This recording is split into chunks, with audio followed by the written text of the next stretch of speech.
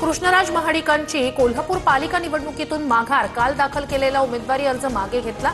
पालिका निवडणूक कार्यकर्त्यांची असल्यानं धनंजय महाडिक यांचा निर्णय. उपमुख्यमंत्री एकनाथ शिंदेंचा भाचा आशिष माने अजित पवारांच्या राष्ट्रवादीसोबत वॉर्ड क्रमांक 174 मधून निवडणूक लढवणार, तर भाजपच्या माजी महामंत्री नेहा राठोड यांनाही राष्ट्रवादीकडून तिकीट.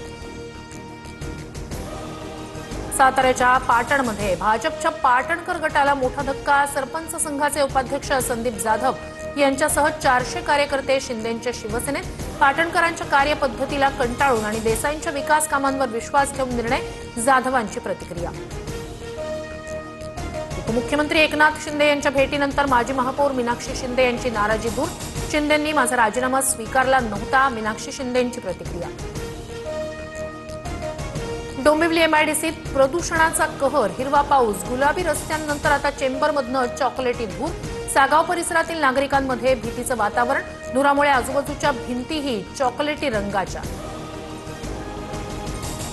जळगावच्या सराफा बाजारात सोन्याच्या दरात 500 रुपयांची वाढ. सोनं जीएसटीसह प्रतितोळा 1,44,200 रुपये, तर चांदीच्या दरात 1,000ची वाढ होऊन प्रति किलोसाठी 2,61,620 रुपये मोजावे लागणार.